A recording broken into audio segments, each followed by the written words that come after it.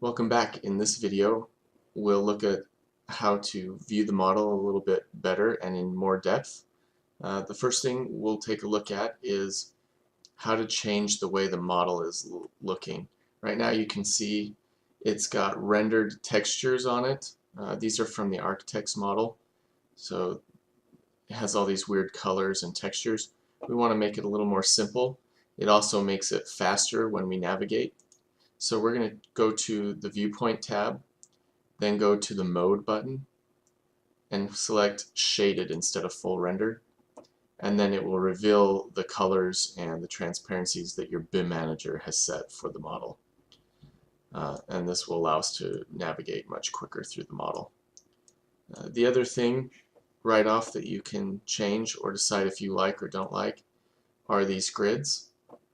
Some people find them helpful, some people do not like them. So if you go to your View tab, there's a button there that says Show Grid. If you unselect it, it disappears. So it's up to you. Alright, we're going to start looking at panels. So the first panel you'll want to know about will be your Saved Viewpoints panel. So in order to get this, you're going to go to your View tab, then the Windows button, and in the Windows you will see a Saved Viewpoint panel. Go ahead and click it and it'll open it up, and you can pull that down and dock it on the sides or on the top, anywhere you want you can choose. I'm going to choose my right side. So if we pull it open a little, what you have in here are viewpoints that have been saved by your BIM manager. Clicking on the home will take you to the default home view, and then in addition to that, everyone's project will probably look a little bit different. Most of the time there should be a folder in here called Coordinations. If you open that up, it gives all the different dates from our previous BIM coordinations. And if you pick a date and open it up, you can expand it down and find the issues that we found and talked about in that coordination meeting. So in here you should have a record of all the different clashes that we've talked about. In addition to the coordinations, there are often room views that your BIM manager will set up. This is to help you jump around from room to room without having to navigate. So we're going to go back to the home view, and there you go. That's the Save Viewpoints panel. The next panel you'll want to know about is the selection tree. So again, to get this, you'll go to the View tab and Windows and hit the selection tree, and it will pop out to the left. So what the selection tree has in it, if you expand this line, it gives you a list of all the models that are loaded into this composite model, and by clicking on one, it will highlight those elements inside the view field.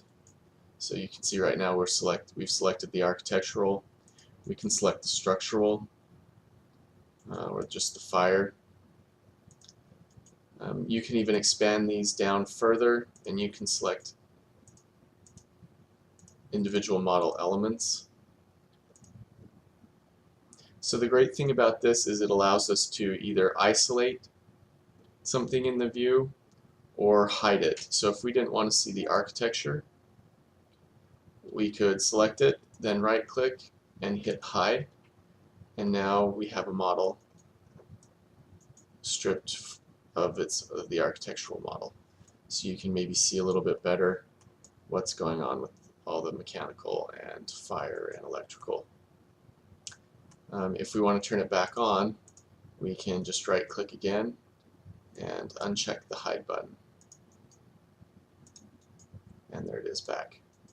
Another thing we can do is the opposite. Instead of hiding one thing, we can hide everything but the thing we have selected. So if all we wanted to see was the structural, we can highlight the structural, right click and select hide unselected. So it's going to hide everything that we have not selected. And by doing that, now we have just the steel. And if we want to add mechanical into that, we can go over here, select mechanical, right click, and uncheck the hide. So now we can check the duct against the structure. Alright, then if we want to reset everything back to the way it was, we can just hit our home view and it'll reset it all for us. The next panel we want to talk about is the Properties panel. So we're going to go again to the View tab, the Windows button, and we're going to select Properties. It gives us a new panel. So what this panel does is it gives us the properties of anything we have selected. So if we come in here and we see some piping and we don't know what this piping is, we can go ahead and pick our selection tool and select the pipe. Then over here you can look at its properties. It looks like mechanical pipe, HHWS, so hot water supply is what I'm guessing that is. Sometimes the properties are useful, sometimes they're not. It depends on who modeled it. So for example, we'll select this duct and you can see it's mechanical supply duct. If we hit this over here, you can see that's mechanical return. If we hit this particular item, it's fire sprinkler. So if you want to know what something is, you can most likely select it and take a look at the Properties panel, and there's usually something in the Properties panel that will help you understand what you're looking at. The last panel we'll talk about is the Comments panel. So if we go back up to the View tab and open up the Windows button, we can select Comments, and we add yet another panel.